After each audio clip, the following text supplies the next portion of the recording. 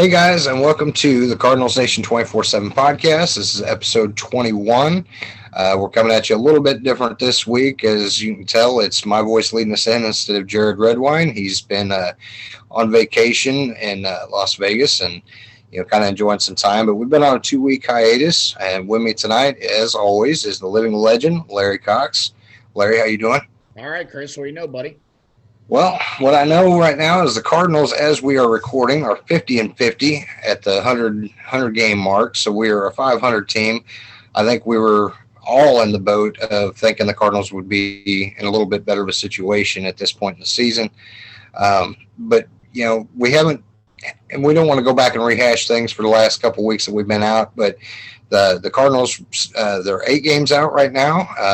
7 games back as the Cincinnati Reds, and the Cubs are chipping away at 8.5 back. So we do have our work cut out for us. From what you've seen, and I know some of the games you watch are blacked out, but I mean, from what you gathered, what are your thoughts on the Cardinal situation as we're recording today? Well, right now, I mean, it's pretty easy to see that it's either time to fold the tents or it's time to really make the hard push. I think a lot of the players returning. Bader's actually hitting the ball, which is really nice. O'Neal's refound some of that power, and even DeYoung's chipped in now. So we're looking like a better club. Our relief pitching still that struggle we've seen all year. It hasn't changed. The good news is we're getting Flaherty back soon, so that's another positive. So I think we're moving in the right direction. I think we're still that starter, maybe one, maybe two relief pitchers away. So other than that, I think the team has made it upswing since the All-Star break. We did have the one setback coming out of the All-Star break, but then we moved forward. So yeah, I think one thing, and our fans they get tired of hearing it, but it seems like every year at the trade deadline, which is coming up pretty quick on Friday, that the Cardinals are always in the situation where we've got guys on the injured list. And Mozeliak always states, it's like getting a trade because we're getting these guys back. It seems like every year that's what gets mentioned. But it is going to help having Jack Flaherty and Miles Mikolas back. I don't know what to expect really from Mikolas, but you think Flaherty, even if he's a little bit off of what he was doing prior to his injury, that's going to help this team out a bunch. I agree. I mean, not only that, but it rights the ship a little bit. Maybe Oviedo or somebody like that moves into a bullpen role. Maybe that alleviates some of that logjam we have where we just can't get through a couple of innings. And then even Mikolas, if you can get a couple of games out of him, 3 or 4, that resets and allows somebody to, get an extra day's rest or what have you. So that's the good thing about it. Yeah, and I've noticed that the Cardinals have been, as far as pitching goes, I mean, Wainwright and KK have been the ones that have really stepped it up. And to think that 39-year-old Adam Wainwright has been just taking the steam, putting him on his back is kind of mind-boggling. But, aside from that, it's hard to get our starters to go more than 4 or 5 innings. We're not getting the depth there. And the bullpen, it's been crazy all season long with the walks, the hit batsmen, which drives me nuts. I just don't understand it. I know the Cardinals have made a few little moves where they've got some of these guys that have been DFA'd and, brought them in. And I do think with the trade deadline on Friday that Mozeliak did talk to Jim Hayes earlier before the game tonight and said that basically they're looking at innings, what they can get innings wise. And even having Flaherty and Mikolas coming back, not knowing what to expect in that they don't want to set themselves up, to hamper the future. They want to go ahead and, make a move. So they're not in sell mode by any means. I don't know that the Cardinals will make a move, but as it stands now, we've got a good stretch of games coming up with guys that are teams that are like 500 or under. And I think that's going to help this team out, too, get some traction because we don't just need a win here and there. We need a lengthy streak, and I think that's going to be coming up here soon. Well, I mean, like we said before, as much as some people want to begroan or they want to complain about Mo's job, I mean, a guy like LeBlanc, those guys, they actually panned out. I mean, they were high risk and low risk and high rewards. And then even the Miller kid, they picked him up. He's done a sufficient job in the bullpen as well. I mean, these guys have come in and done what they've had to do. And right now, I guess it's time. I hate to be this early in the season, but the fans are there. They're scoreboard watching. They're seeing what's Milwaukee doing. Um, I haven't looked at Milwaukee's schedule. That's what I was trying to do right now. Is maybe see where they're at and who they face coming up. Maybe we can pick up 3 or 4 games in a weekend series where they play like a Padres or Dodgers or something like that. Um, we always look at just our team only, but some of those teams, what are their depths beyond their starting rotations? What if one of the Woodruff or one of those guys go down for Milwaukee? How does that hamper their team coming down? Those things happen all the time. I mean, we don't know, can't predict it. I can see Mo's side of this as well as anybody else's, I guess. I mean, as a fan, I want to stomp my feet and scream and cry. Hey, let's go get those big guys. Let's go get a Max Scherzer or those guys. But then the business side, you have to step back and you have to say, who are you going to give up? If let's say we make a trade and we trade away 3 of our big guns from our prospects for a Max Scherzer. Well, what if Max decides next year he wants to be a Dodger? You forfeited 6 months of a season for the future, and to me the gain doesn't outweigh the risks, if that makes sense. Yeah, and that's something that it's not really been the Cardinals' forte anyway, to make a big move, especially when some of these guys, like you said, Max Scherzer, you can get that guy in free agency and not have to give up top prospects. We've said DeYoung's kind of coming on here lately, but the free agent class of shortstops next year, when you got Correa and Baez and Seager and Story, that could address a need for the Cardinals, but I don't see any significant move, being made. The Cardinals, I think they're 7 out of the wild card, but 8 back of the Central. I don't think we need to hang our hat on any hopes of trying to get a wild card because San Diego and LA are just head and shoulders, I believe, ahead of us.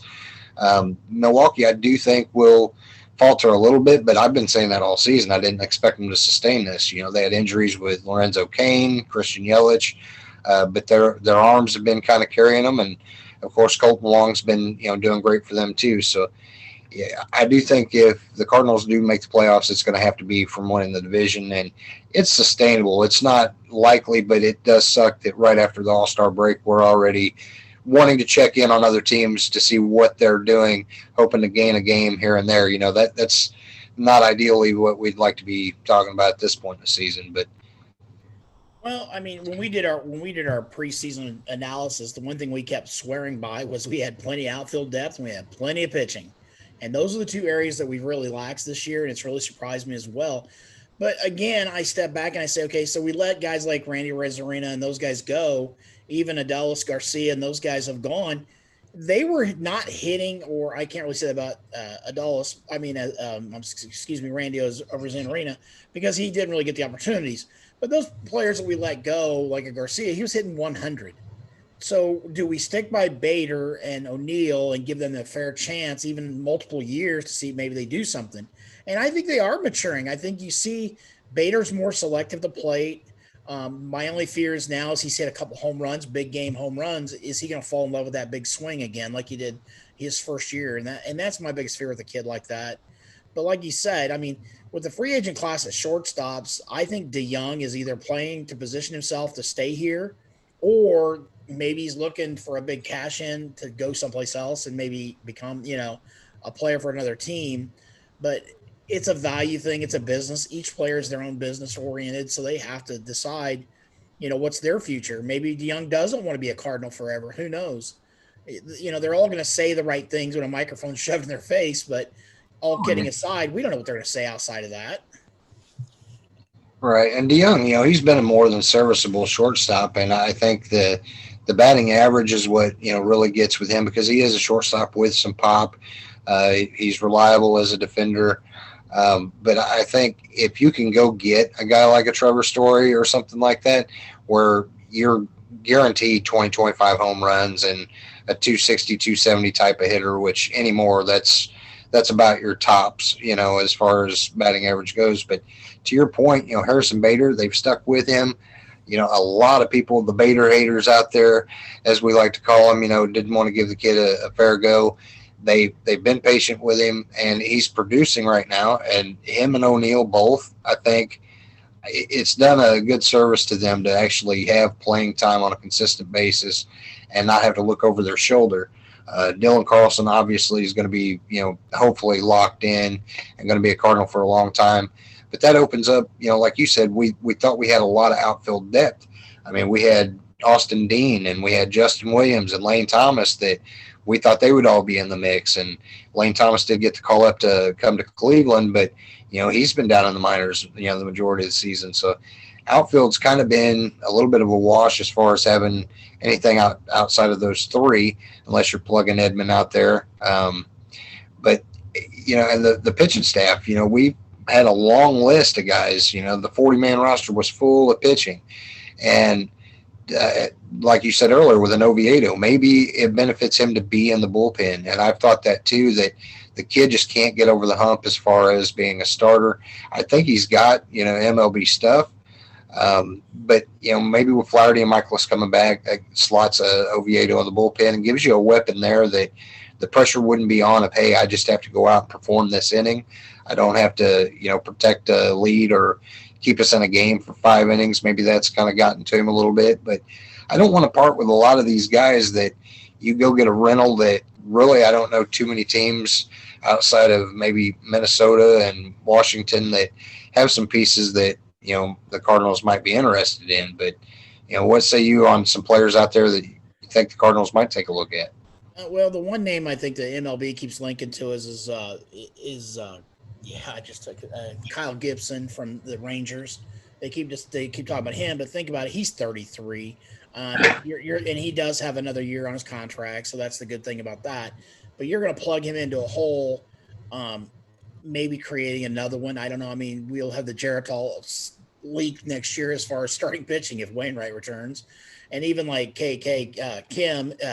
MLB a couple of days ago, Steve Phillips, he's not one of my favorite GMs, but he did say that was the diamond in the rough that Mozeliak is kind of known for. He finds those guys like that.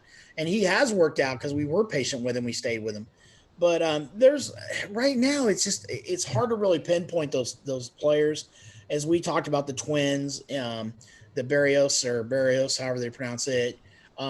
That's a guy, but right now that's going to be a high price tag for us to go get him. Basically the Washington Nationals have said everybody's available but Soto. The Braves have said nobody's available. We're not trading anybody. Even like the Marlins, we know we're not going to touch their starting pitching because they're going to protect that forever. So maybe a kid from Arizona, maybe one of those kids in Arizona's rotation, maybe we can pick up one of those guys. Maybe we can go back and get Mr. Weaver back from them. Maybe, plugging him in for it.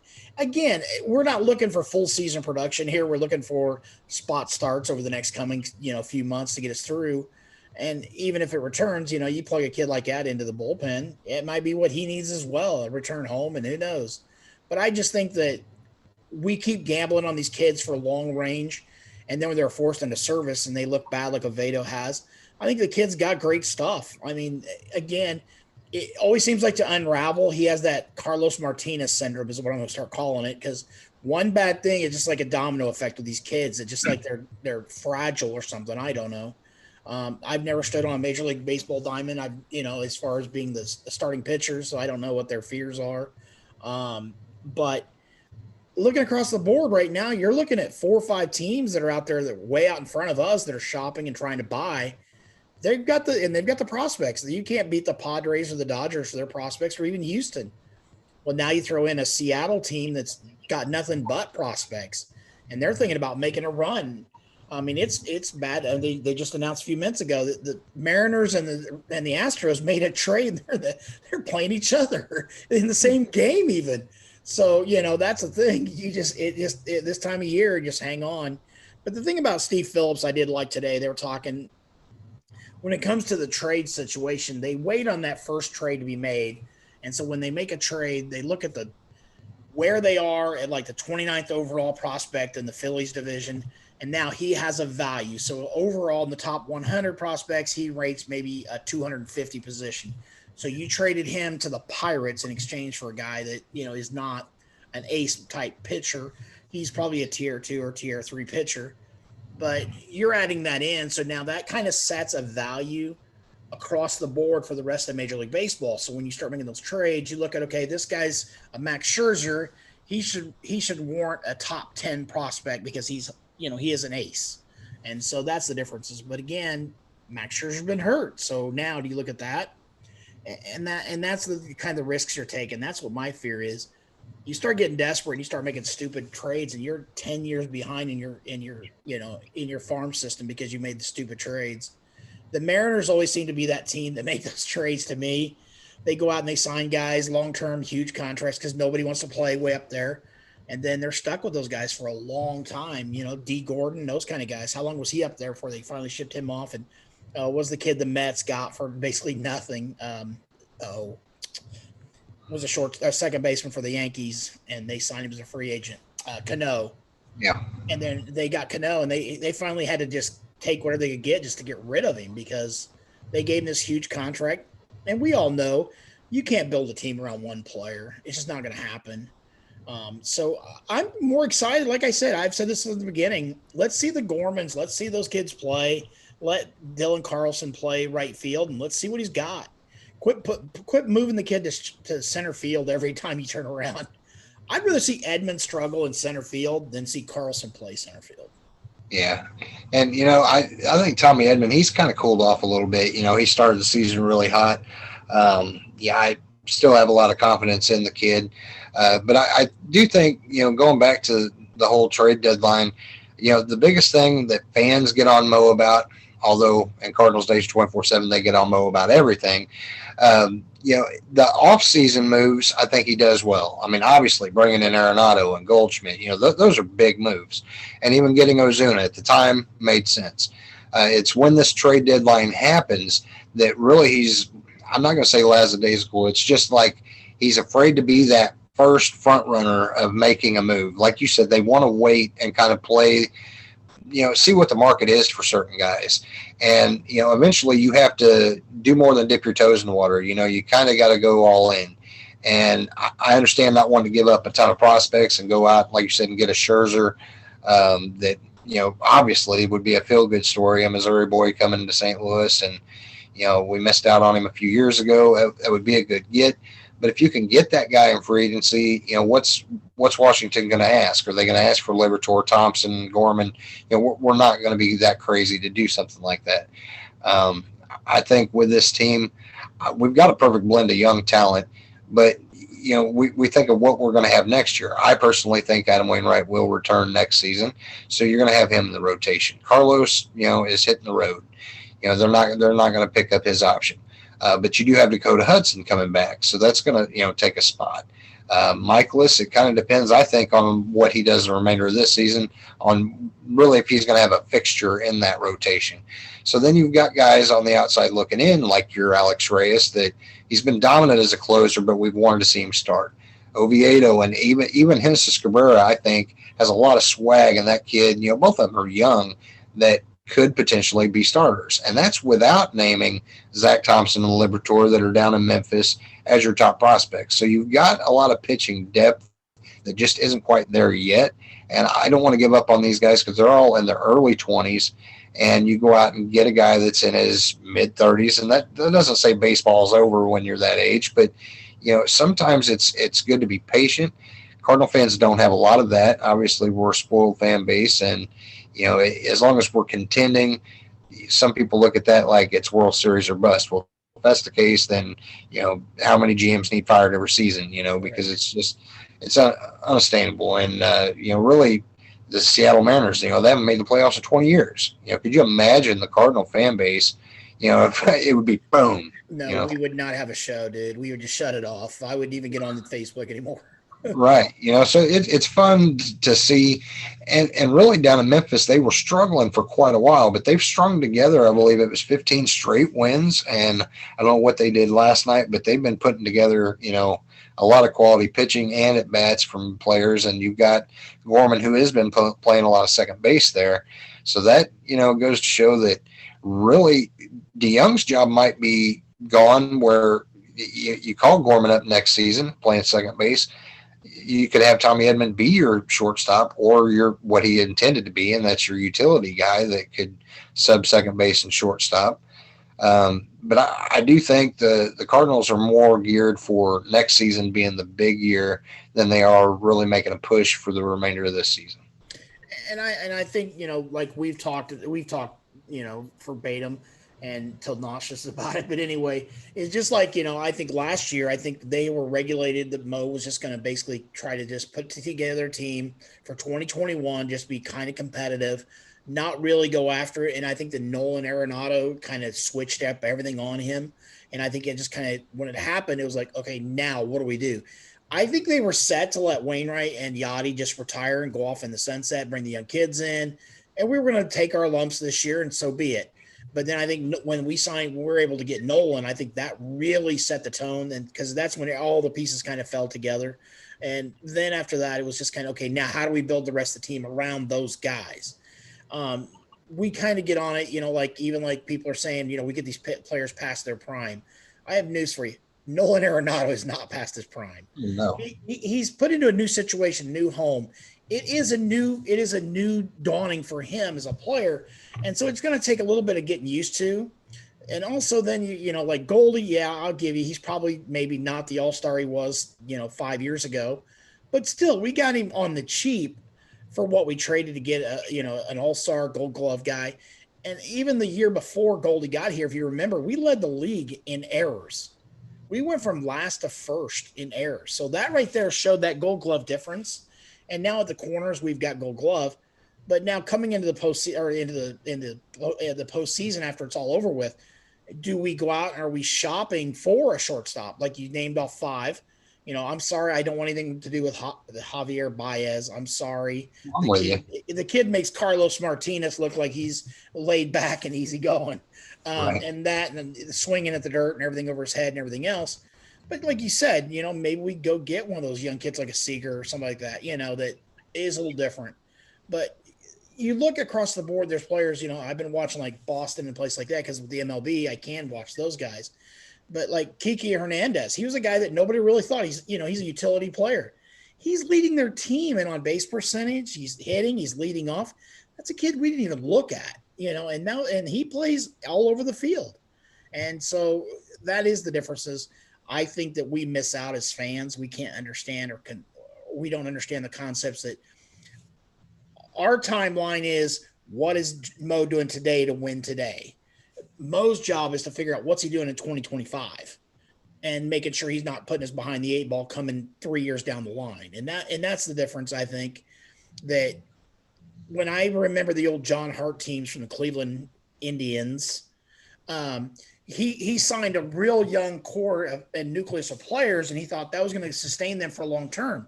But what happened is when they lost the World Series, that team just kind of fell apart quick.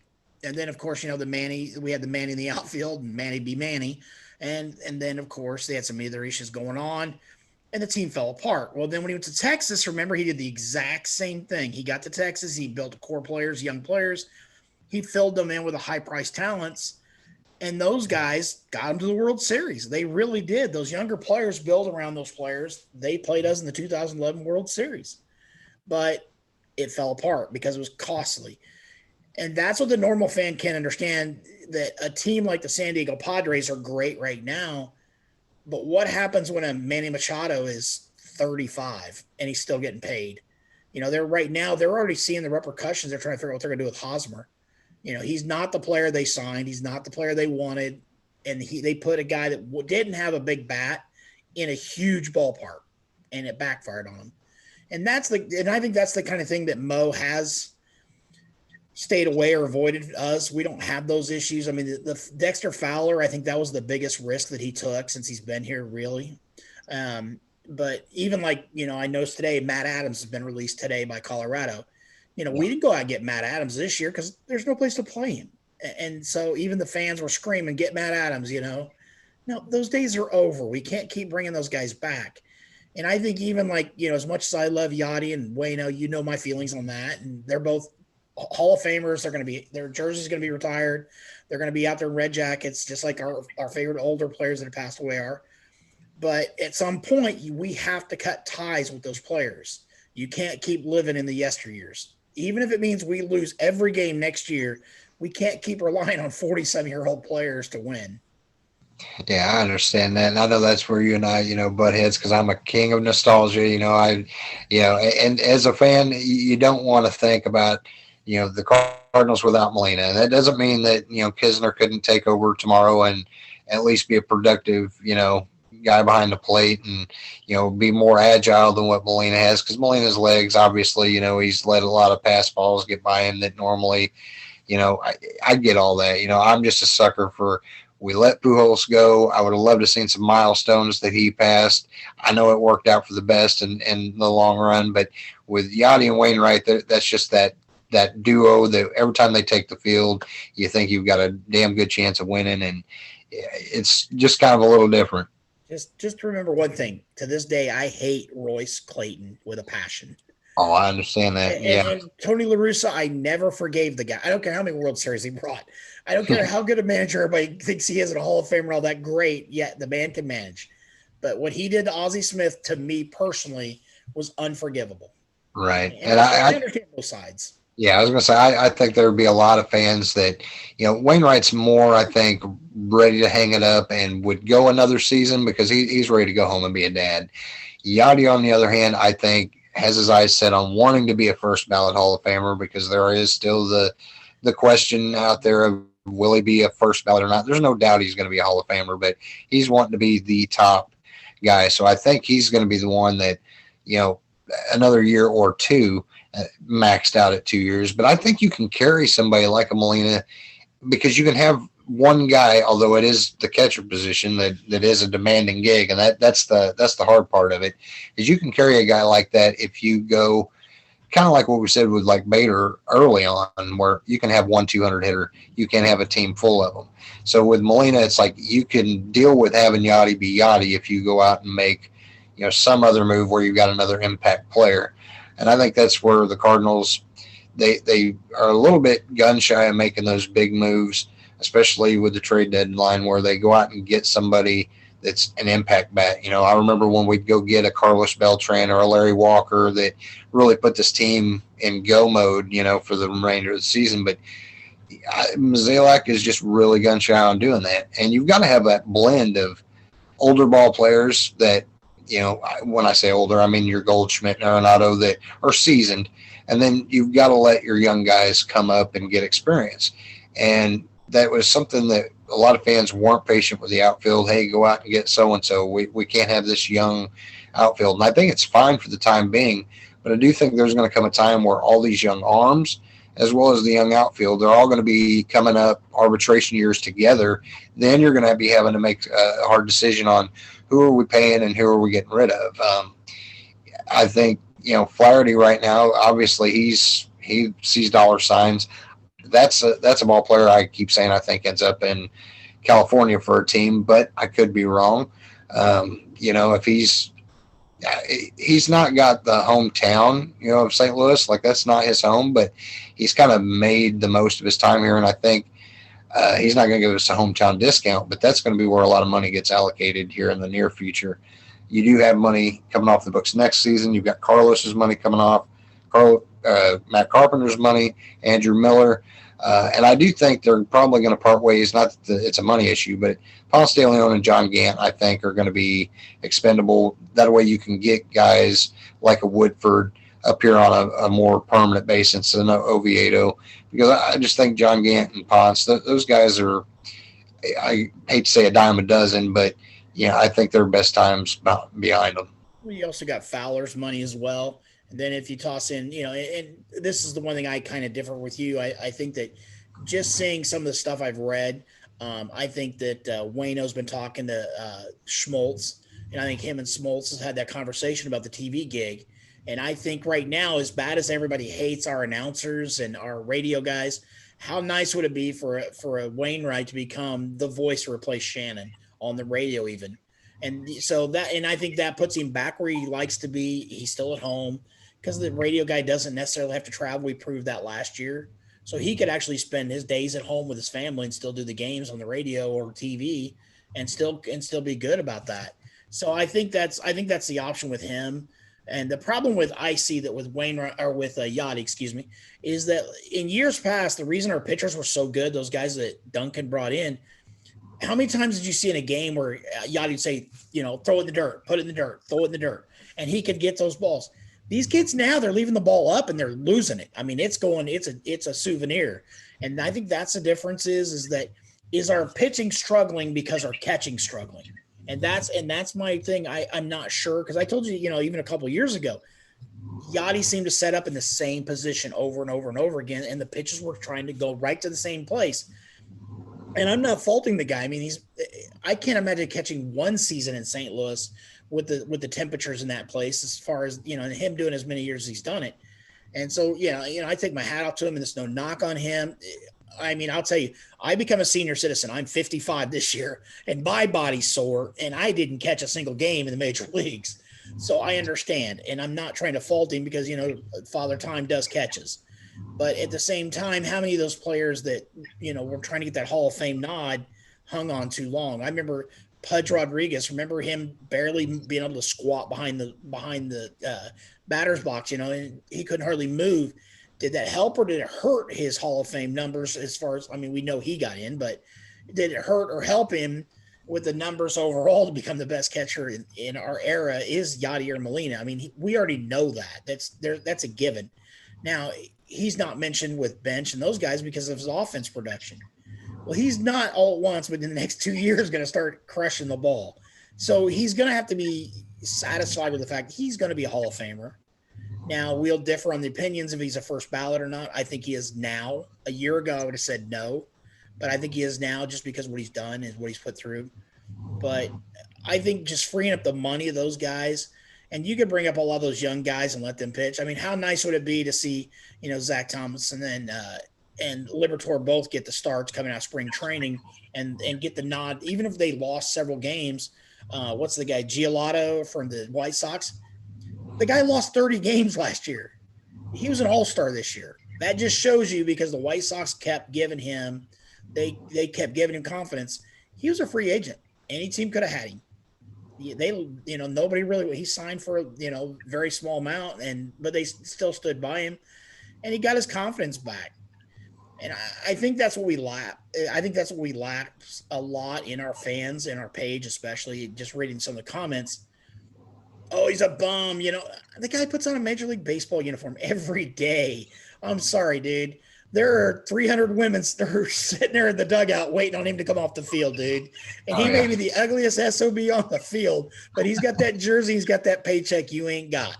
And just because you sat on the couch with your Wii or your freaking Xbox don't make you any better than him.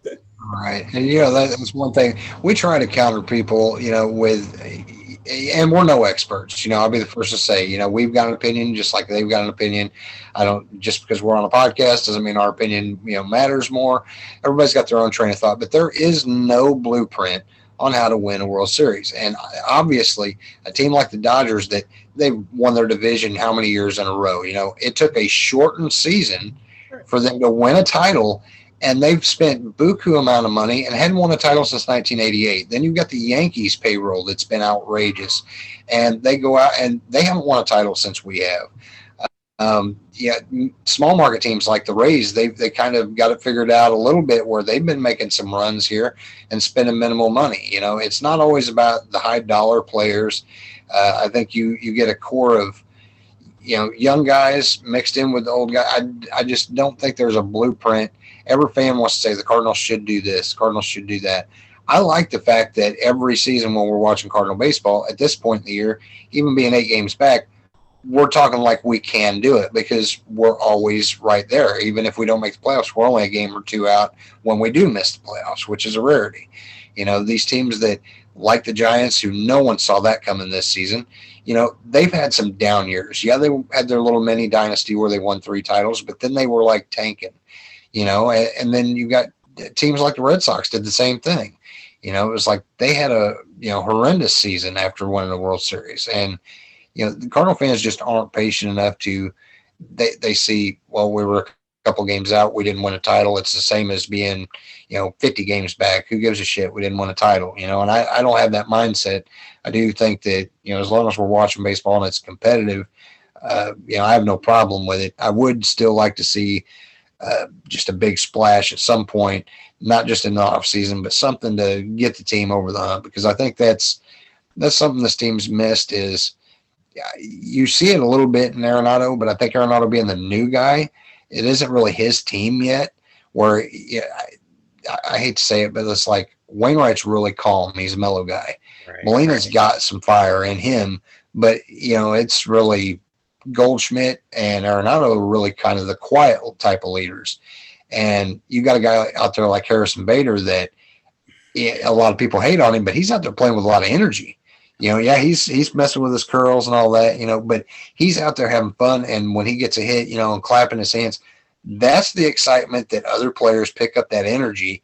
And I think we haven't really had too many ball players like that outside of like a Jose Martinez that was just fun in the clubhouse, fun on the field. And sometimes that energy translates into getting the ball rolling. Well, and I think at some time, and this is not a knock, I guess, because Mike Shildt, I think, is a good manager. I think he's a very good manager. I think he's a ball player kind of guy, and I think he runs a good clubhouse.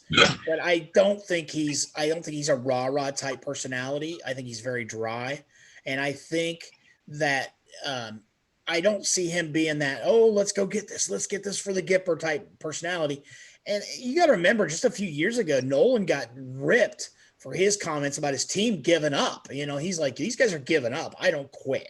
And so I think right now you don't push because, you have respect for Yadi and Waino and those guys. It's their team. And he's the new guy on the block. And I think he's going to step back. He's going to say, okay, I'm here for a year. Let's figure this out. And then next year it's like, okay, now guess what? And let's say we go out and get a Trevor Story and add to the mix. Where does that put us next year with a Trevor Story as a possible leadoff candidate, another power bat, and then you put in that 1-2-3 punch, and then you toss in Dylan Carlson. And then if O'Neill's hitting like he is, and Bader's getting on base, and Edmonds doing his thing, we have a solid team again. I mean, we're that one piece of the puzzle, I think.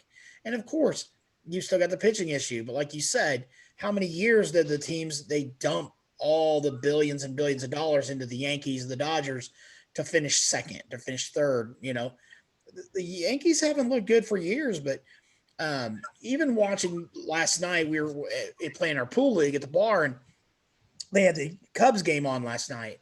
And watching those guys last night, I realized that's their dynasty that's gone. 2016, 2015, that was, how much did we hear? That was the dynasty. He had built a dynasty, and, he's all someplace else doing something else now, the GM. He's not even there anymore, but he's the best GM in baseball. No, he just took bigger risks. He could push all of his chips to the middle of the table and say, I've got nothing to lose. And it worked. The problem is we know he couldn't sustain it just like he couldn't in Boston.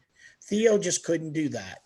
And so last night watching, the home run by, my mind's from thank you. When he hit the home run last night, he was in the dugout and he was crying because he thought that might be his last home run in front of his home field guys. I mean, they don't know what the trades are going to bring. And even like they kept last night, they kept Baez out last night, and he come in and pinch hit because the rumor was that he'd be gone before the end of the night was over.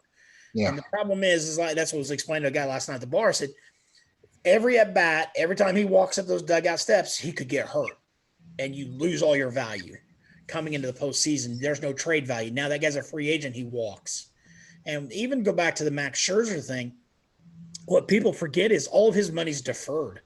He deferred his entire contract to like 2027, I think it is. And so on top of that, he's got a huge luxury tax on top of him. So it's like 10 or 10.33 million, I think I read. And so when you take that on and your team, say like the Yankees, they're on that borderline right now, the luxury tax, that pushes them way above. And even on MLB, they were talking about it. There's two theories are, once you hit the luxury tax, you might as well just blow right past it because you're going to pay the same amount. Right. And so, that's a team like Houston or the Dodgers. That's probably his best fit for him, I would say. And the Cardinals just don't have that fit because who are you going to give up? And that's the biggest thing that scares me is I like the splash, like you said. I want that big name. I'd love to see us go get a Scherzer and get Trey Turner at the same time. Let's get them both, but like I said, you just see one of them walk away next year because maybe Scherzer still got a chip on his shoulder because we didn't sign him as a free agent. I don't know what the situation is there. He's going to do the politically correct thing. We know that because he's not going to cut his own ties. Yeah, and to go back like with Mike Shildt being a players type manager, he's soft spoken for the most part. Now, I will say when Rosarena was recording him on that playoff run, that was a different side of Shildt. That maybe we don't see the fire in it unless he's coming out and getting in an umpire's face and getting ejected. But with Shildt, the thing that drives me nuts, and it's the same way with Mozeliak. I don't doubt their competence in their job. I know they keep stuff close to their vest, especially Mozeliak comes out. He's going to give you a very bland response when it comes to, no GM or president of baseball operations is going to come out and say, hey, we're looking for a right fielder. We're looking for they're not going to do that, but just the mundane, really monotone type of sound. I think our fans want that, young, jubilant type of personality. With Shildt, it's the same thing. And this losing streak that the Cardinals have been on, I eventually refused to quit watching the post-game interviews because I got tired of hearing, you got to tip our cap to the pitcher. We faced a tough one tonight because it's, as I said, I believe on our last podcast, every pitcher you face is a damn good pitcher. It's the major leagues. You can't cap tip every single game. And, we fought our tails off. Well, that sometimes ain't good enough. I mean, you want to have your players' backs, and I get that. But eventually, I don't want him to come out and say, well, we just shit the bed on this game. I mean, he's not going to say that, but come up with something other than the same, just kind of hit record. He's playing the same shit over and over. Well, I mean, you look back at like Bull Durham, the best advice he gives him is, work on your journalistic answers and be just as, use all the cliches and that's what they do because it keeps them out of trouble, especially in the environment of today. You got to watch because I mean, could you imagine the guy was really ticked off and started a rant and rave? He wouldn't be there. Oh, yeah. And then even with like Mozeliak, that's what kills me about our fans. Well, why didn't he tell us who's going to get? Well, okay, right now he's going to get Max Scherzer, and here's what he's offering. So, hey, Dodgers, don't overbid for what I've already offered. And it's a business. First and foremost, it's their business. It's none of your damn business. And so when it lands, here's the player you get to root for. That's all you need to know. You're a fan, not an owner of a team. And then, like you said, the one thing about La Russa, even like when he went after Bernie, and I love that, just shut up, sit down, and that's that. And that I admired that. And even Whitey in the, the 80s, he was that kind of a manager. He was fiery, and he did do that. And he said, Gary Templeton, when that all erupted, he said, we don't want his ass on this team. He will be gone.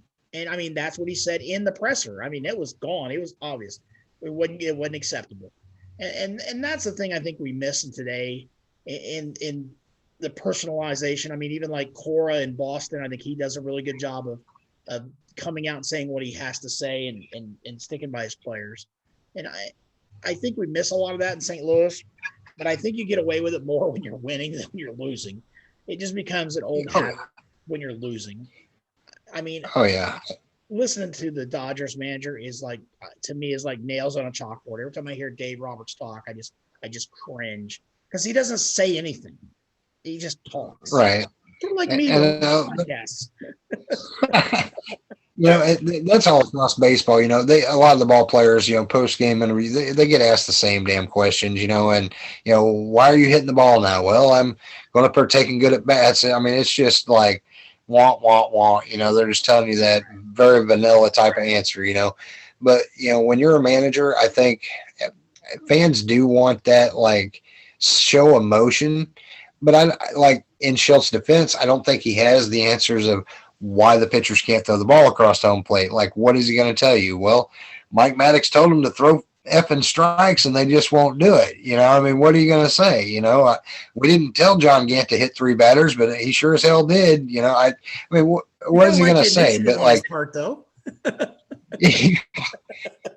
it really has blown my mind to see like not just the team struggles as far as like the whole pitching staff. the walk rate has just been, ungodly. And who does it fall on? Does it fall on Molina? Does it fall on Maddox? Does it fall on young guys trying to overcompensate and be more finesse than just like LeBlanc, bring him over and he's throwing the ball across home plate, trusting the defense behind him? I think some of these young guys, they don't have that, and LeBlanc said when he got here, it took him a few years to really trust the defense too, because as a pitcher, especially one wanting to earn your spot, you're wanting to go out there and be a little flashy. You're wanting to go out there and, hey, I belong here, and sometimes I think pitchers get gun shy too of, I don't want to leave a fat one over the plate. And, even if it's hitting the outfield, like it might be a home run. So like, I want to paint the corners. Well, none of the pitchers we have are Greg Maddux at this point. So like there's, a little bit, but, I think there's just, it's going to come with time. And I think it's something with these young guys that they're going to get it figured out. At least I hope so. And guys like an Oviedo and Cabrera, I think are really going to be damn good starters, if not at least have some longevity in the Cardinals, pitching staff. Yeah, I mean, like you said, if you're aiming for the black on the plate and you miss, it's usually up and it's gone, or it's away and it's a ball. So that I think that's the mindset right now with Yadi, is that as long as we throw it on the outside and we keep it away from the home run. But then I think with these guys, I think they throw it inside. And even like watching the Reds games the other night with LeBlanc, he threw 13 balls out of play because they weren't roughed up. And then watching the Cubs last night, guess what? Hendricks was throwing balls out like crazy, and that was in Chicago. And so, and I think that's part of the game as well. I don't know if that's gamemanship or if that is just a struggle per se, that maybe they're just not doing what they need to do. I don't know. And I think baseball needs to address the baseball itself. I think that's one of the biggest things right now they're trying to look at. They're trying to figure out the Louisiana mud or Mississippi mud's just not working anymore. So now they're wanting to put dimples on the ball. And you think about it, like if you're that guy standing there and Jordan Hicks is throwing 104 miles an hour at you and he can't control it, he would kill you. I mean, literally, you're done.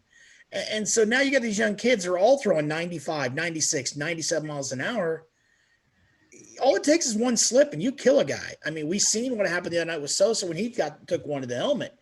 And you just kind of, I think those players like an Oviedo, I think when he hit, remember how many batters he hit when he first came up, he hit like 3 or 4 games in a row.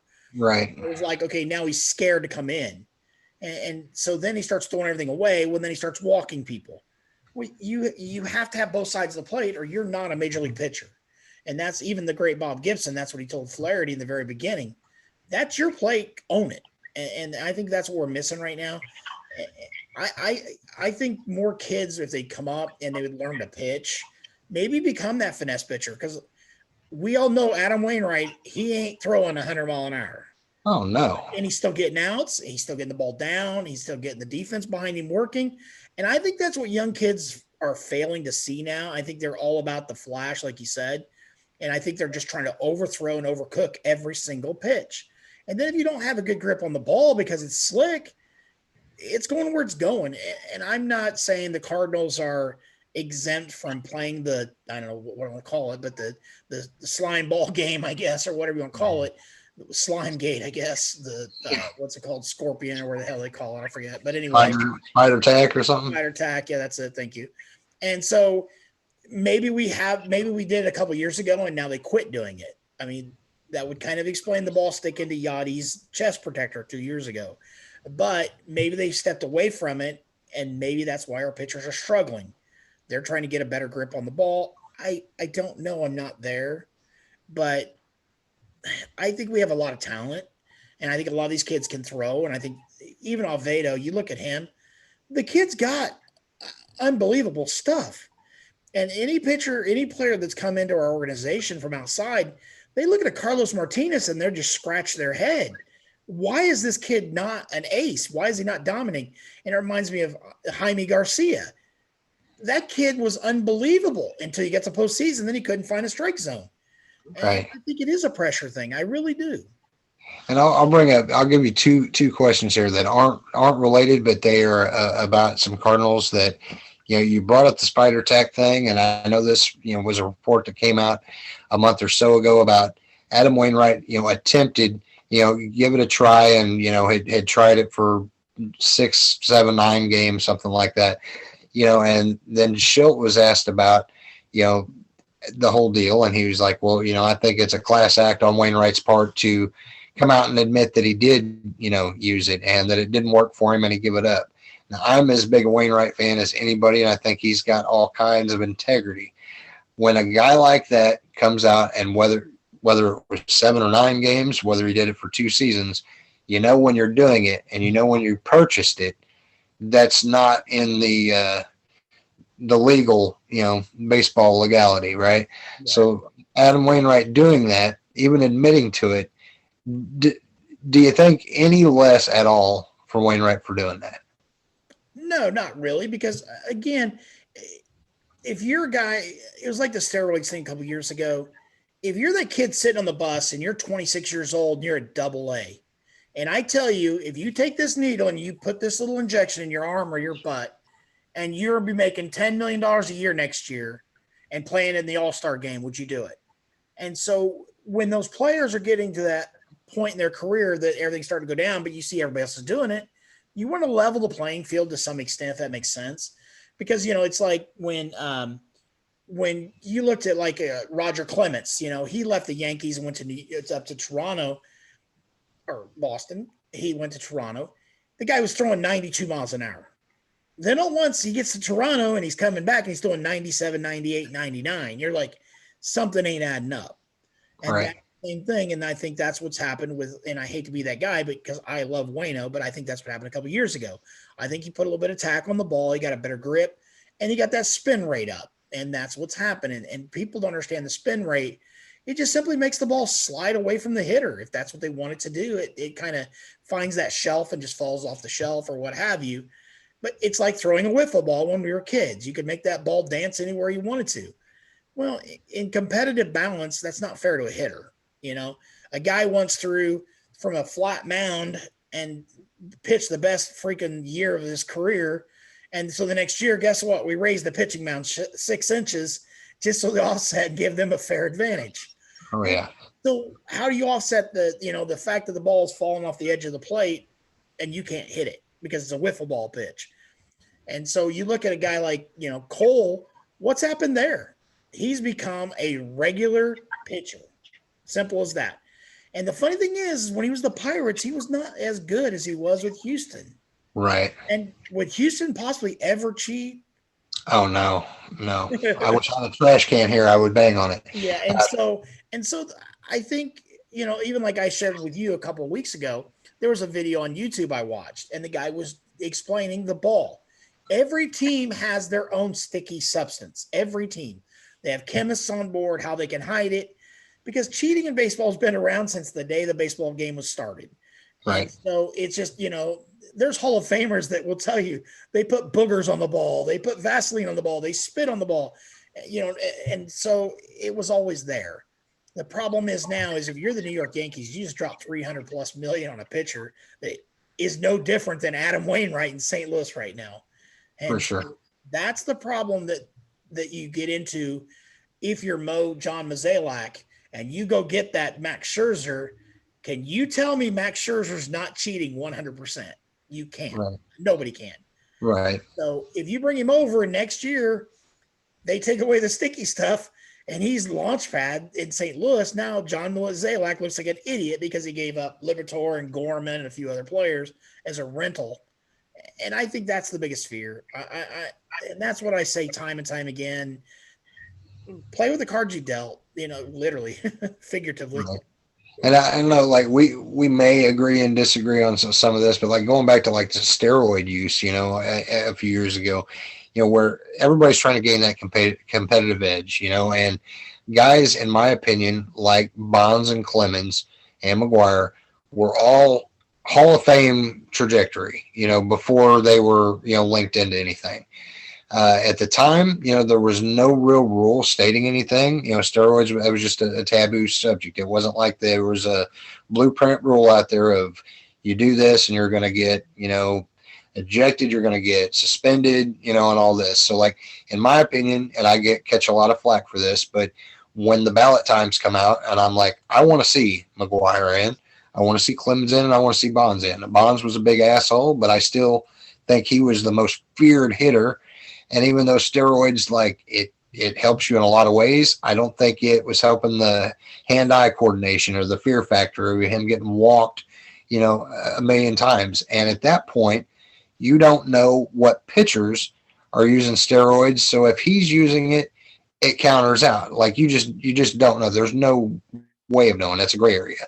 But after that happened, and they did start implementing these rules, guys like A-Rod and, Cano, that multiple times after this was in play of don't do steroids or you get suspended, then they, in my opinion, you're screwed. Like, A-Rod was a hell of a ball player, but you did steroids just like they did, but you knew it was wrong and you did it again. Like, to me, that nixes you for the Hall of Fame, So it's a little different of a story, but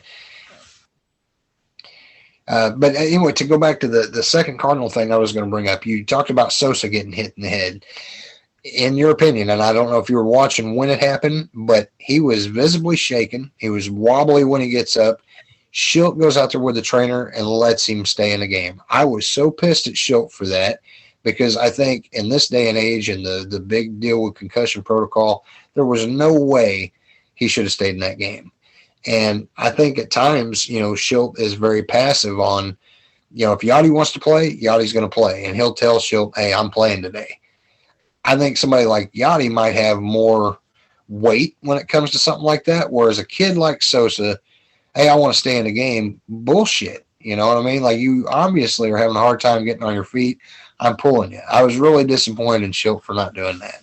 What are your thoughts on that? And I think a couple years ago, and I think when Yadi started a couple years ago playing to the fans, when Matheny took him out of the game, he said he thought he looked tired to him. And Yadi started playing to the fans about that and you saying, I decide when I'm going to. No, you decide when I put your name on the lineup card, I'm the manager. And that was my problem with Yadi at that point. Then when they started the negotiations this year for his offseason and his brother was trying to play agent, that's when I lost a little bit of respect for Yadi. And so it's the same thing here with these players nowadays. You are an employee of an organization. And I realize all organizations don't always look for that player's best interest because they're trying to make money. I get that too. I mean, I've worked for companies that I work to the bone and I get it. Right. But at the same time, you're getting millions of dollars to play a game. Keep your mouth shut, do as you're told. I mean, I'm sorry. That's just how I feel. And even like we touch on the Flaherty thing and him wanting to go to California, and agree or disagree, I don't care what anybody's political standpoints are. I really don't. That's not what this is about because we're not political here. But you're a player in today's atmosphere. Sometimes you cost yourself millions of dollars just by saying one little word the wrong way. And so that is the fear that I have sometimes, that Flaherty may love St. Louis, but his comments made everybody think, oh, he's going to run to California. He's done with us. He don't want to do this. We don't know his mindset. He loves the history of the Cardinals. So that may be the sticking point. But back to your question is that why is A-Rod allowed to still televise games and be a part of baseball, but yet Pete Rose can't? They both did something that was against the rules, and they both got caught, and they were both told to stop. So even Pete Rose, he was told there was an investigation into his gambling, but yet he kept gambling. So that's the same thing with A-Rod or some of these other guys. And to be fair to everybody, when A-Rod came on the market from high school to play for the Mariners, I was his biggest fan. I mean, I bought everything that had this guy's name on it. I told my son at the time, this is your college fund. I'm banking on this guy being a Hall of Famer someday, and everything I've got, I'm going to sell it and make a fortune. And so when he got caught, I thought, this guy's an idiot. And he just keeps doing stupid crap, and we all get it. We're human beings. We all make stupid mistakes, and it just happens. So I don't know. I think we can sit back and judge hindsight all we want, but it's choices in the time and the place. We don't know the mindset of each individual.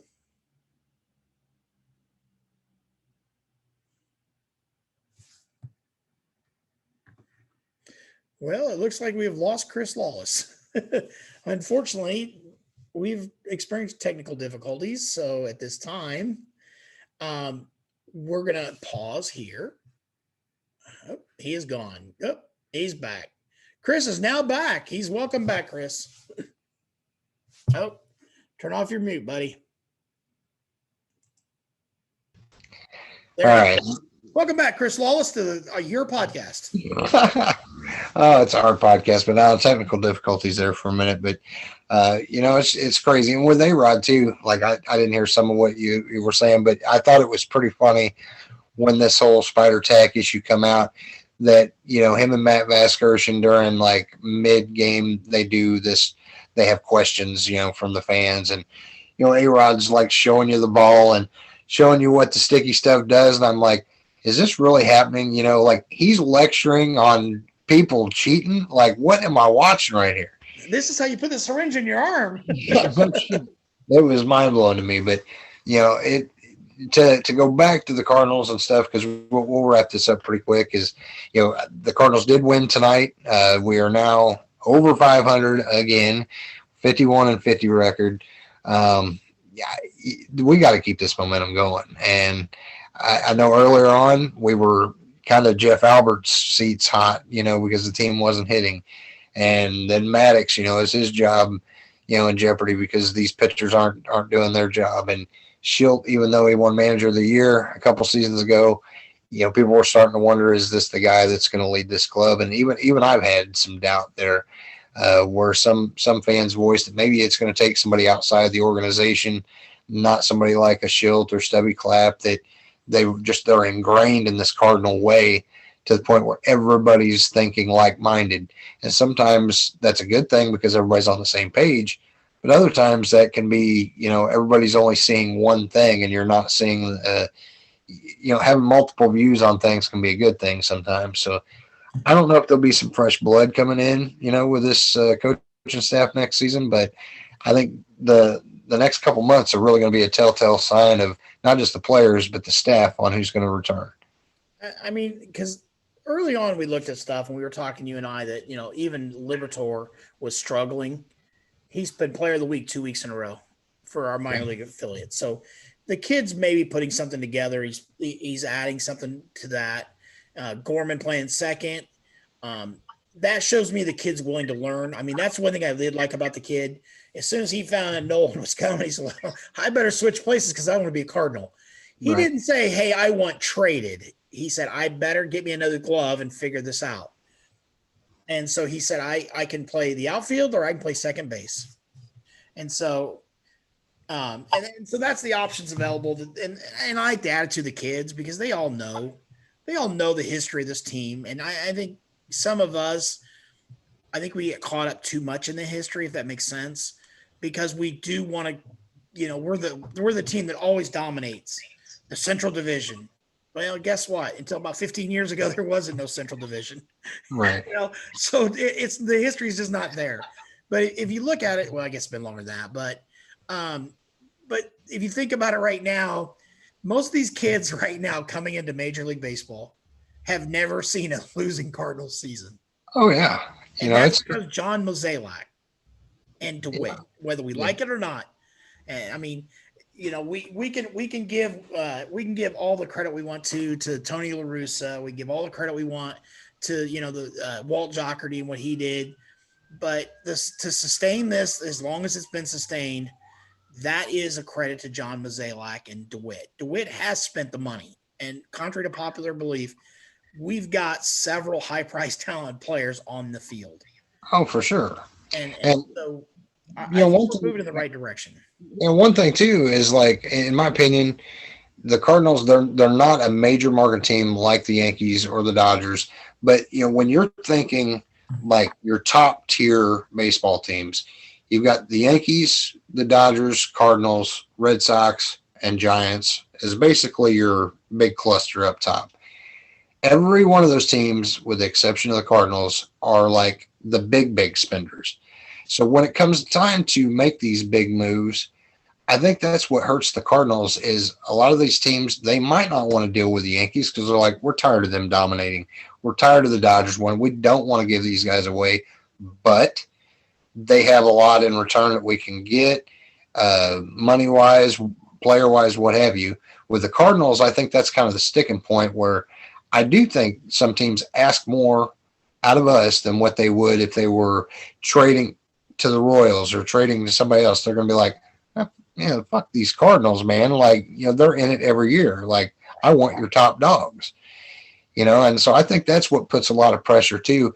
As fans, we don't know. We like to speculate, but we don't know that Mozeliak hasn't been on the phone saying, what's it going to take to get Max Scherzer? Right. And them say, well, we want Carlson and we want, Gorman. Well, bye, And if there's fans out there that think, well, we should do something like that, well, then when Gorman and Carlson are all-stars in the next 5 years, we're going to hear nothing but bitching on, well, why do you do something like that? So it's a damned if you don't, damned if you do type of thing. I think Mo knows that. And when he does address the fans, he knows that he's going to get a lot more hell than he is any kind of praise for what, and that part comes with the job. I think what happens with our organization is that I think we have a 2-tier or 3-tier system as far as the players themselves in the minors. We don't have the Mike Trouts. We don't have the Ken Griffey Juniors. We don't have those type players in our system because unfortunately we draft lower, but I think we always draft. It seems like we draft the same way every single year. I think Mo's got a specific way to go, and I think it's always pitching heavy. I mean, how many years in a row did we select a third baseman before we finally said, screw it, let's just go draft, let's just go trade for one? And, right. People forget that Canenzer and Piscotty, they were third basemen. They were switched to a different position because they just didn't do very well there. There was Cox, there was several of those other guys were all out. They were all third basemen. So I think we always tend to go after those college age starting pitchers. I think that's what we draft every year because those guys are durable. We did again this year, as a matter of fact, because we've seen what they are. They're pretty much on pace for their maturity. Whereas you get a high school kid, a doctor looks at him and says, yeah, he's going to be 6'5" when he's done growing, and he ends up being 5'11". That makes a huge difference. You don't know what you're going to get. I think it's a less of a risk. But like you take a Mike Trout or, we all know Harper was not a high risk because you could see it. But right. Again, Mike Trout, he was known, but he wasn't a huge, big name. Even Nolan Arenado, guys like that, they come with risks. And I think we shy away from those risks more because I think like Perez, our shortstop in the minors right now, he was a high number 10 until the substance abuse violation came in. And then he dropped and we snatched him up. The problem is, how many years have we been waiting on that kid to come? He's finally putting together a decent season this year, but he's still at AA. Yeah. He's been in the system for what, 5-6 years? Yeah. 23. He's 22 years old. And that's where Cardinals fans, I think they failed to see that. A lot of these kids coming into the systems, you see like the Yankees, this kid they drafted or they got from Cuba, he's 25 that they think, and he's already going to make his major league debut. He's an adult. We're dealing with children or we're dealing with kids that are pitching. But if you look at our pitching rotations, those are those older guys. We plug those in all the time. The Flahertys, the Weavers, those guys, Hudson, those guys were college pitchers. Those weren't high school pitchers. And I think that's less of a risk for our fan base. And like you said, fans see it that we sell out every game, 42,000 or whatever a couple of years ago, not so much this year, but 42,000 every game. Why aren't we buying like the Yankees? That's great. Yankees field holds 55,000, 65,000 with standing room only. But right. And then they have the endorsements. They have big checkbooks. That's why we have Ballpark Village. That's why we have the apartment complexes. The whole city of St. Louis has been transformed back to a baseball team and a baseball city by DeWitt. Instead of saying, why are we buying apartment buildings? We say, thank you for enhancing the city and attracting people to here that want to be here. Oh, for sure. I mean, for years it was, basically a ghetto outside of Busch Stadium. It was, nothing to do. And, it was kind of dark alley type of situation where, I think Mo and DeWitt, they catch a lot of hell that they shouldn't on stuff like that because that's a part of the baseball experience. I mean, not everything is the players that you see on the field. Obviously, you want, like in Moneyball, you want to see where your money is, and Paying I get a dollar for soda. right, and I get that, but like at the end of the day, don't you want the surrounding area to be, as enjoyable as the product on the field? Do you, And I think they've done a good job of blending, that. do you think one Yankee fan ever got mad because George Steinbrenner was a developer and built apartment complexes downtown New York? I mean, seriously, I remember the biggest complaint was when the Yes baseball station was started, the Yankees baseball stadium. Everybody was so scared they're going to have to pay to watch every Yankees game. Right. And it's like, no, it just generated more money, more income for the team. And they've used it. I mean, Yeah. I thank God every day. We could have John Carlos Stanton in left field right now. And I was one of those guys that wanted him. I'll own up to it. When he was coming, we were excited, dude. Oh yeah. And hindsight now, we missed a bullet. Yeah, and that's been the case with several players. Whether it was Chris Davis when we needed a first baseman, that guy's been the worst contract ever, I think, in baseball. Then there was David Price. Hasn't been the pitcher that he was, and so I mean, we have dodged some bullets on some things. And given these guys like lengthy contracts, I think there's sometimes exceptions to the rule. Like you see a Tatis Jr., that kid's special, but to give him a 13-year deal, so much shit can happen in that time that I just don't see the lengthy stuff like that happening. And then to your point earlier, when you talk about Trout, how would you like to be an Angels fan saying you have the best player in baseball, Mike Trout? You have I was gonna say, then you've got Shohei Ohtani, who is the biggest attraction and damn good on both sides, and you're winning less ball games than what we are. And I get it, Trout's been injured, but he hasn't been injured the last, however many seasons that the Angels haven't made the playoffs. So like 1 and 2 ball players aren't going to win it. It does take a team, and that's an approach that, it is nice to have the sexy stats and the household names and, the big payroll. And I get that. And me wanting a big move here and there, that's the selfish fan in me. But I do understand it's a process. The Cardinal way isn't always the popular way, but at the end of the day, we are enjoying some Cardinal baseball, whether it's a game over 500 or 10 games up. And I just at least we've got Cardinal baseball. I mean, a year ago, we were wondering if we were going to have a full season. And that's the thing that amazes me the most. When the season last year was put on hold to begin the season, we were begging for baseball of any kind. There was Korean baseball, and people were eating it up. They were paying $29 a game to watch Korean baseball. They had no clue who the players were. And they had stuffed animals in the stands too. Yeah, and then we get into a regular season games, and we're complaining because our shortstop isn't hitting a home run every game. And I just, it blows my mind. I guess you got to pick your moments in life to be thankful for. And the one thing I can say honestly is that in our group, I've become, very family oriented with the guys like yourself and Jarrad and Zach and even, well, don't tell him, but Duffy, and so even like Matt, we're close. We have nice conversations inside of Facebook and our messenger group and all that. And right. I think we talk more civil baseball in that little small group than our fans can do on one single post. And it drives me crazy. And I want to tell them, I just want to scream at the top of my lungs. A year ago, you were begging for any kind of baseball. And now you have it and you're complaining about how bad it is. Is it really that bad? I mean, seriously. Right. We're not world champions. And I got news for you. We're going to be in the mix and we're not going to be world champions. Because the thing is, we don't have those players. We don't have enough ammo in our magazine to make it through. That's the problem's going to happen. But if you stop and think about it, really, teams of the back in the day of St. Louis Cardinal baseball, Cardinals way, I don't know what the hell that even means anymore. I give up. Because right. It's Red Sox way and Cubs way. They're all lost anyway. But anyway, it's they played as teams. That 2011 team was not Albert Pujols.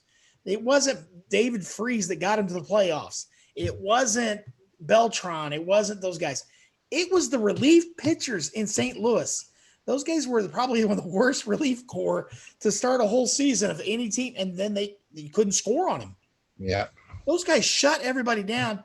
Now we got into the World Series and the Beltran home runs, and then we had the freeze, of course, the dynamics of that. But that would have never happened had some of those pitchers at that time hadn't stepped up. And we have those kind of guys now. We don't, I guess we take it for granted. I mean, if that makes sense to you or not, and I know I'm just kind of, harping on again, but I'm just grateful we have baseball, man.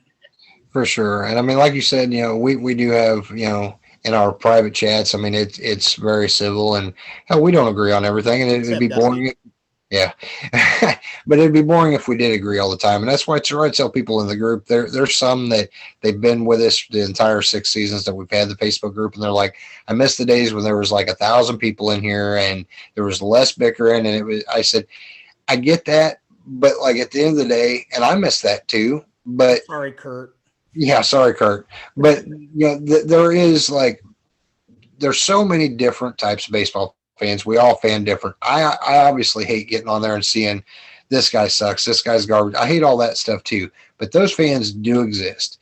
And as much as I wanted Cardinals Nation 24/7 to grow, and it has, we're at over 44,000 members of the group now. That's mind blowing. We got over 65,000 people on the page. And it's so you're getting it on both ends there. It's crazy, but at the end of the day, you meet so many good people that even the ones that bitch and complain all the time, they're passionate enough about the team that even if they're going on, they're doing it, they care about the team.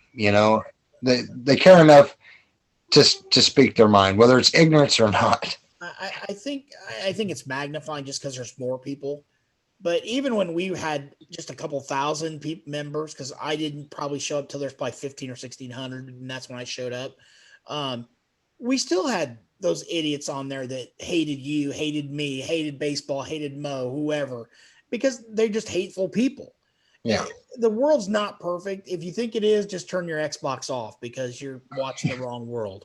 But again, it is personalities, and we understand that. And you and I, especially, I mean, we've had this frustration from, honestly, truthfully, I've had people threaten me.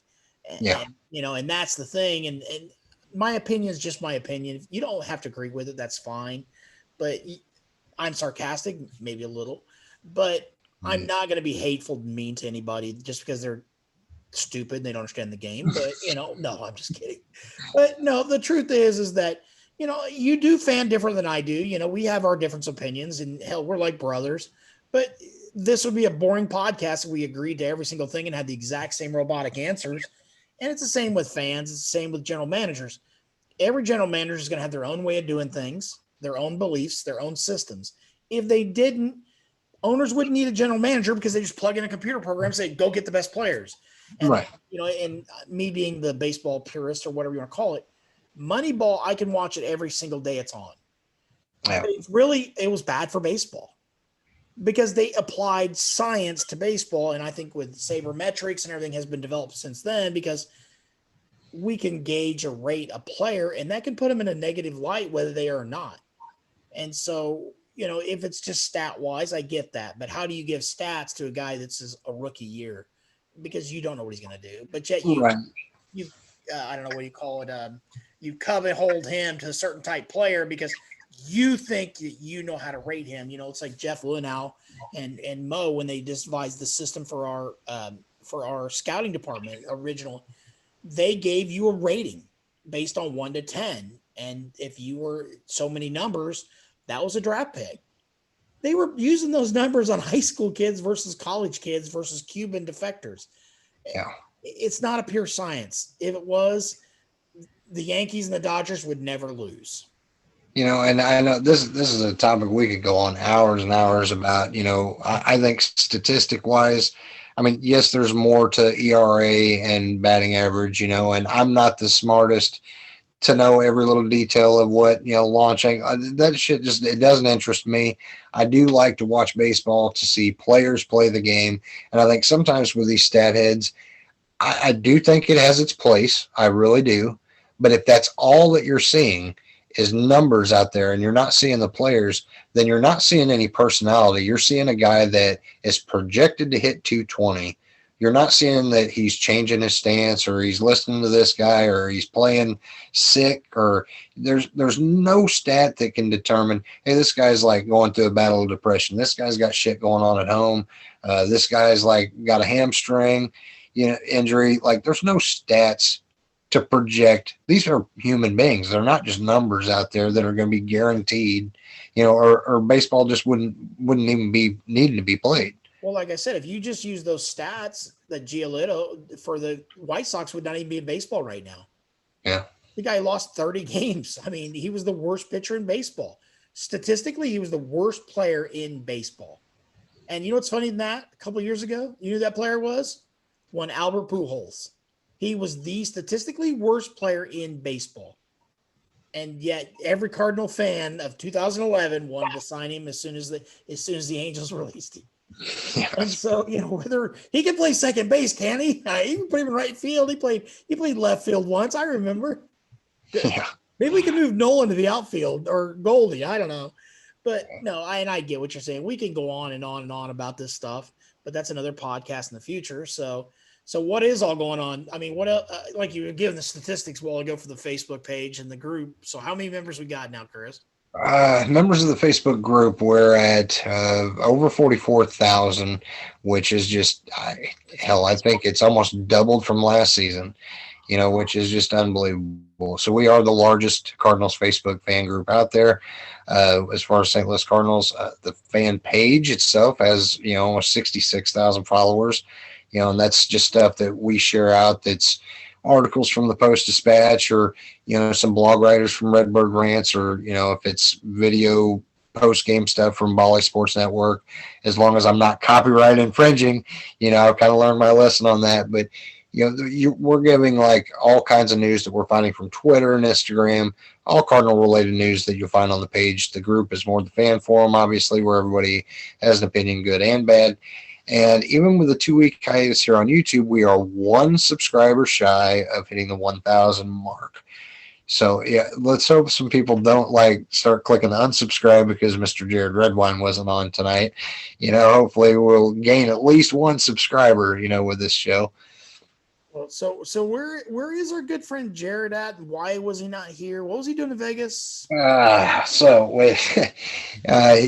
a little bit of some work issue come up where he was out of town, and I think we were all kind of running ragged for about a week, and so we decided to take a hiatus there, and then Jarrad went off to Vegas. Well, in Vegas, I guess we can announce it here that.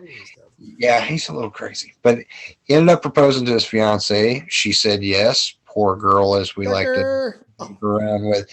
But in all seriousness, congratulations to our brother, our co-host, Jarrad Redwine. We're very happy for you, buddy, and love you, bro. Love you, and definitely missed having you on tonight. Hopefully, we can all get on the same page as far as schedules go for next week. I know it's a busy time for everybody, listeners included. There's a lot going on, whether it's exciting summertime stuff and people are just outdoors enjoying things, or even the pandemic's got some people kind of freaked out on some shit too. But we do want to continue and get back in the routine of putting out a weekly show. We don't want you thinking that we just kind of went AWOL and wasn't going to return. So hopefully you guys, if you haven't already and you like the content we're putting out, hit the subscribe button, hit the notification bell. You get notified each time an episode drops. You can find us here and on all the audio versions as well, but really the YouTube channel is where we want all of our listeners to tune in. And if they put up with, looking at these ugly mugs for an hour a week, but it's enjoyable. We do like, talking ball, and there are other Cardinal podcasts out there, and to each their own. We wish them all the best, but we really try to target, our conversations, very fan opinion. And, it goes with the Facebook page and the group. We're one big family, and it's kind of the official podcast of the page and group. So hopefully everybody will check it out. So the biggest thing is we do need everybody to watch, like, share. That's the biggest thing. Share our content with everybody you can. Because, again, we're not trying to get rich off doing anything like this or anything. We just enjoy what we do.